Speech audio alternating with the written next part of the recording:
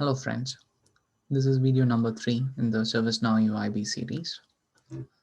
In the previous video, we looked at creating the experience record and the sample or the UIB dashboard, the page, the landing page, which is a home page, right? So in this video, we are going to take a look at the components of the page, like what are the different components which exist on this page. And we will also look at how to bring the toolbar header on this page in runtime. Today it is missing those header and the side toolbars. So we will also look at how to bring those, how to configure the page properties in order to bring the header, the side toolbar, and the footer. So let's look at the page, the components. What are the things, what are the the components which make this page. So this is a page which we designed or we mocked up in UIB. And when I look at the different UIB components on the page, I see we created a page which is this. So we went here, we created a page, right? Once we created the page, we have this default variant of the page, right? So page is having variants. Variants is like there is a default variant, and I can also go and duplicate this page so that if I click on duplicate here, it creates a copy of this entire page. I could say home uh, variant 2, right? And then click on create. It creates a copy of the home default page. And here I could go and edit the audiences and different conditions on this page. Let me show you that, what I meant by that. So assume that we have, for this particular scoped application, social media management, we have a group of people who administrates this scoped app or who administrates this applications from the business side. And there are also a set of end users to this social media management application. And I want to show two different home pages for these two different sets of users. How do I control the visibility of this page? So we could do it by adding audiences. I could say that for this particular home page, I would give access only to admins, right? And for the next one, for the next variant, I want to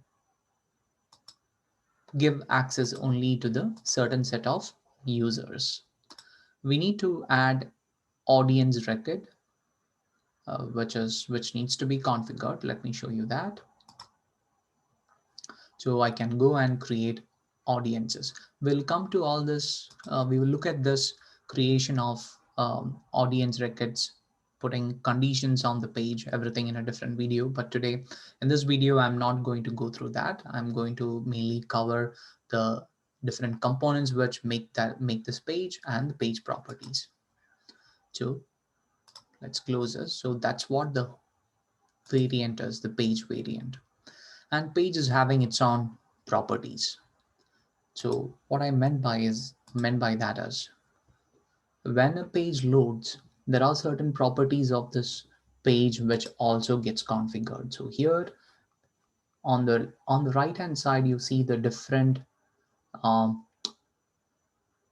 ways or different properties and configurations of this page. So we could have this layout, which is the config. We could have for each components, we can have different style configuration. So this section handles the configuration of the properties of the page, the style layouts, and the events, right, on the right hand side. So If I look at the page properties here, I can go on this navigator, click on the body. It takes me to the page properties, and here we have this different page properties which we can configure. For example, uh, since this is a home page, right? And assume if I have a record page, then there could be some default properties like sys the table name for that particular page, which I can configure here, right? We will look at all these things in a different video. I'm just showing you around what are the things which I have listed down, what are the components which I have listed down for this page which we have created. Now, the second one would be the data resources. What do you mean by data resources, right? So if I look at this page on the left hand side, you have this data, right? So here you have different configurations which can be done. There are different resources which is available out of the box. For example, you can do a GraphQL queries from here, right? So for example, if I need to look up some record, right?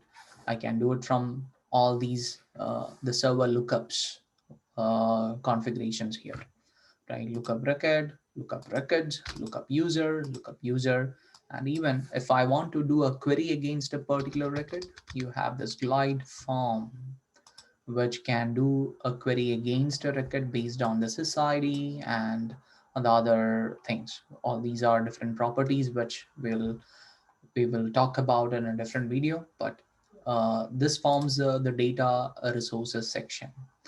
Next on the list is state variables. What are state variables? So here, just after that, we have this client state variables. So assume that you need to have some variable set when this page loads. So you could define it here, right? So some underscore variable. Okay, let me say I want it to be a string. Okay, this is going to be let me put the value as I'm here, right? So this is a default value, right? Save, click on save. So this is going to be a client state variable. You can, once you define a variable here, you could you could manipulate this variable value and you can control a lot of things. For example, right, if I want to control the visibility of this particular data visualization component, right, so here I selected the data visualization, the total monitor record, and if I come here on the top, here we have this edit component visibility, right? And here there is nothing, it is blank, which means this is hide component value is false. And if I want to set the visibility based on a code or based on this particular state value when this page load, I could do it from here. I could just say return based on the value which I have set, some underscore variable, right? So there are a lot of possibilities of having those client variables, client state variables, and then comes the client scripts. So here you can manipulate, you can write your client scripts here. For example, let me show you new client script. I'm not doing anything, I'm just doing a console log, right? And let's say API dot state dot some underscore a variable. So I'm just going to log that, right? And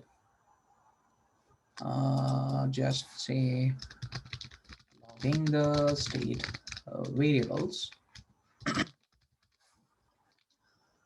right? And I have this. Now I have created a client script. I have set a client state variable. I have set a state client script, and I am just doing a console log of that state variable here. But how do I invoke that client scripts, right? When the page loads, I want that client script to be referred. So in order to do that, I go to this body of the page. There comes the next thing, which is events. So when the page load happens, I want that client script to be evaluated. So for here, we have this config, layout, and events. And what are the different events which I have here, right? So I have this page ready event. Okay, let me call that client script from here, page ready event. Okay, so what was the name? Logging. I created the logging script, logging the state variables. I select that, I click on add, right? I have this logging the client's state variables. Click on save.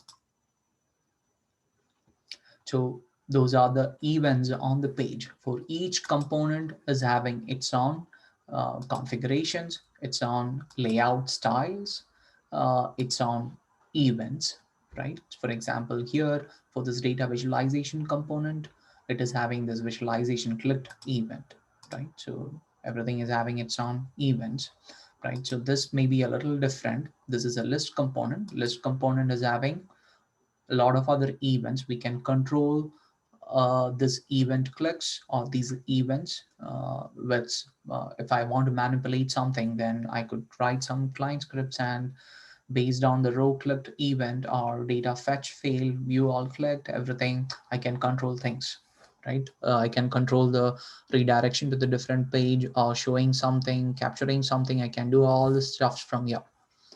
So that is about the events. Now, components, properties, styles, and event, which we just discussed about it, which is this, basically this section, the component properties, the styles and the events, and the dynamic content slash viewports, right? Uh, there are certain dynamic uh, contents which we could configure, right? For example, if I want to configure a model window, like a pop-up window, then you have this here, add model, right? So I'm not doing it right now because this is a home page. I don't use any model on the home page for now. I will do it on a record page, not on the home page, which is a landing page. I don't want to show anything, any kind of pop-up to the user. So that is uh, the dynamic content slash viewports, right?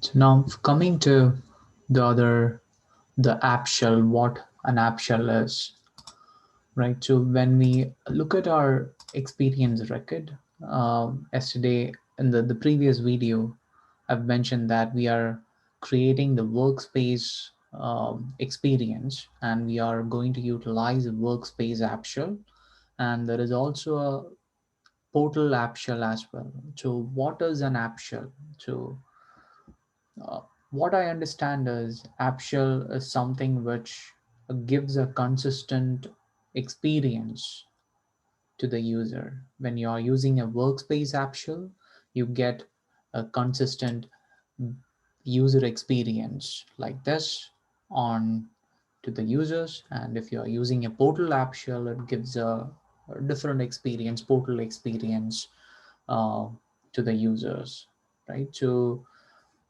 basically, app shell is providing the required layouts, I would say, the layouts and other components on the page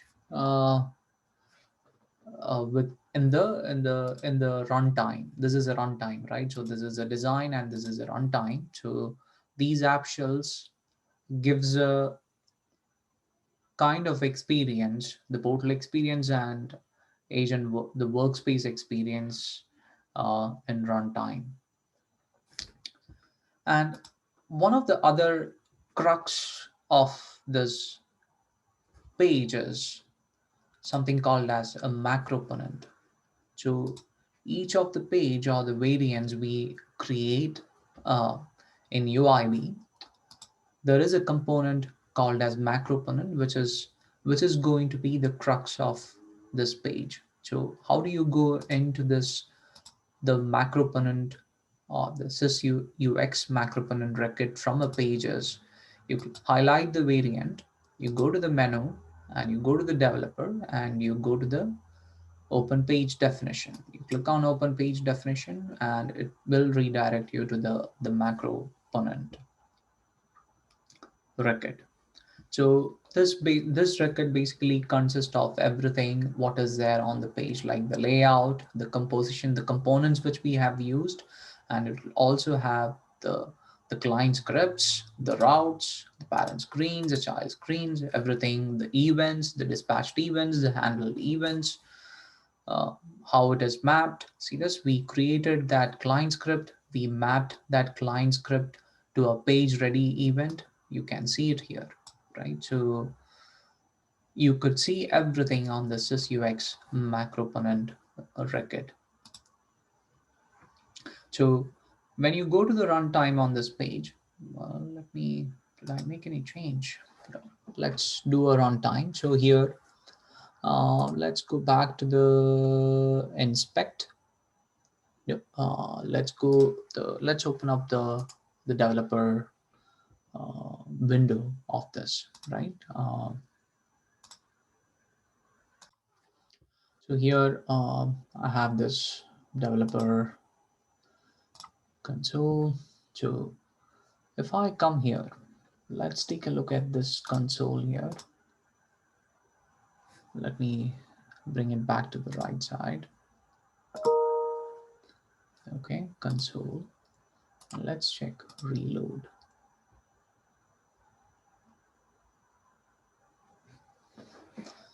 All right, so we have this logging the state variable console.log. We have this api.state some underscore variable, and I have set some underscore variable as am here as a default value. And here I have this on the page here, page ready even. I did not save it. Okay, I did save it. Did I save it? Let's check. So what happens here? If I run this hard reload,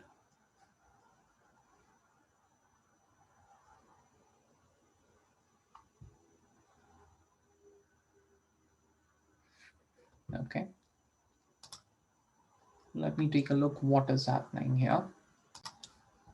So I would expect this script, the client script which we had put here under the home page, under the page ready event, should trigger this console.log api.state.some underscore variable value. Just put some debugging values here. So let me save this, right? So when I go in runtime and when I look at this page, I would expect when the page loads, the page ready event is triggered, and it should call that client script, which in turn is doing just printing the state value of the state variable, some underscore variable. But that is not happening. So what I think what is happening here is we created a copy of this page, the variant of this page, and it doesn't have the page script. When you go in runtime, what I am suspecting is that when you go in runtime, um, it looks at the order of these pages and it brings it shows you the, if you have access to both these pages, it looks at the order. Edit variant settings, sorry, it is going to be edit conditions, and you have an order value which is 0, right? And let me change this to 100, and so that this is going to be the second in line, because this is having the precedence, this is having an order of 0, right? When I go now in runtime and when I do an inspect of the console, yeah, so the culprit was this, the default copy which we created. We did not put any kind of visibility restrictions on that. Both these variants are accessible to my login, and It was just when I go in runtime, and it was evaluating the conditions on both the pages. Page variance is true for my login, and for some reason, I think this was getting executed first, maybe because of the naming conventions, naming the name, but the name of this page, which is home default copy, which comes up. So that's why, I guess, so it was getting executed. We could just go and delete this by just going into the edit variant settings. You can click on delete this variant, it's gone, right? So now if I go to runtime, I do inspect, I should have that under console. I'm here, which is coming from this client script, which is referring to the state variable, some underscore variable. I'm here, right? So the client script, the page ready event is triggering correctly. Okay, so now let's take a look at the page properties so that we configure the required page properties to give that workspace look to this page. All right, so let's go to this social media experience record, social media workspace. I am opening that up. We need to add a few page properties here in order to make that page, in order to give that page that agent workspace look. So one of the first property which I am going to add is Chrome underscore main, and it is going to be a JSON value. I do have those values created here. I do have it in my all the page properties which needs to be set up. I do have it here. So let me copy that.